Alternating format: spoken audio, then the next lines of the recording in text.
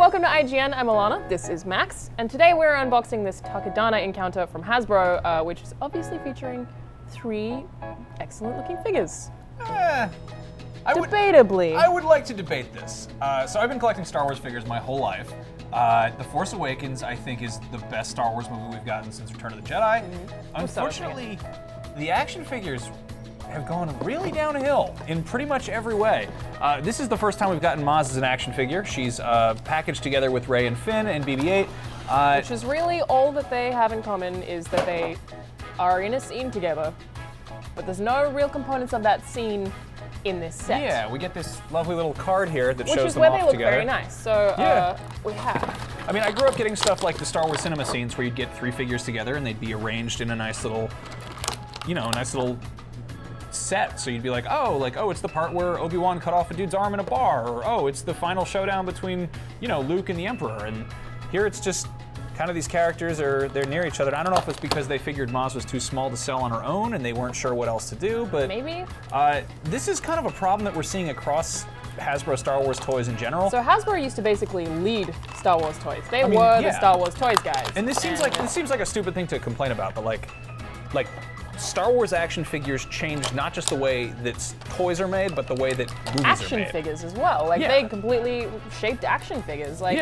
Star Wars toys are so historically influential. I mean, 4-inch figures paid for Empire Strikes Back. It was the merchandising that allowed that movie to get made, and the subsequent sequel. And you can argue that the prequels were probably trying to cash in on too many toys, but people like to collect them. So let's have a little history lesson here. These are the new toys. They've got about, they've got 5 points of articulation each. Looks like 5, which is not a whole lot, and they're all very simple, like the knee joints don't even bend, which is pretty uncommon. This is kind of a step back for Star Wars. Like, we've seen more articulation recently. I think it was episode 1 when it rolled out that would have cut joint elbows and wrist articulation. And I mean, the paint's bad, it overlaps really badly. The colors are off. I think Maz actually looks probably the best of the few. Yeah, I mean, it's a step in the right direction. Looks pretty good. But I mean, like, Rey's got this skirt that's kind of like one piece. It's like this weird kind of bell-bottom pantsuit. She looks like a Pilates instructor. I like BB-8's articulation. Yeah, BB-8's pretty cool. That's fairly cool. Still not the best paint ops, but like, let's do a little history lesson here.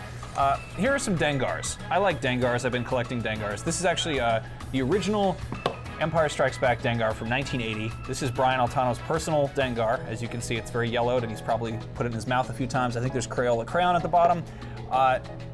This is kind of, I would say, comparable in terms of quality. You've got limited paint ops and the same number of points of articulation. Fast forward, here is the Power of the Force 2 Dengar from 1997, and you can just tell, like, right there, the sculpt might be kind of goofy. It is Dengar, but the paint is just like way better. Way better. More detail. There's even shadow detail. Like, even just looking at the back of the two, there's a huge difference. And I mean, this was made with collectors in mind, but I don't know where Disney think collectors went, because they kind of just stopped making stuff that seems really targeted at them. Here's a Dengar from 2009, which has basically ball joint everything. He's got that's awesome. bent ankles. He's got a gun that goes in his holster. He's incredibly detailed and just a really nice toy. And again, this is from that's from what, 7 years ago? It's not an old toy. There's a very obvious decline, and I think one of the most problematic parts is that there isn't a huge difference in price. The new set, the Takodana Encounter, is available for $25 for pre-order right now. It comes out sometime next month.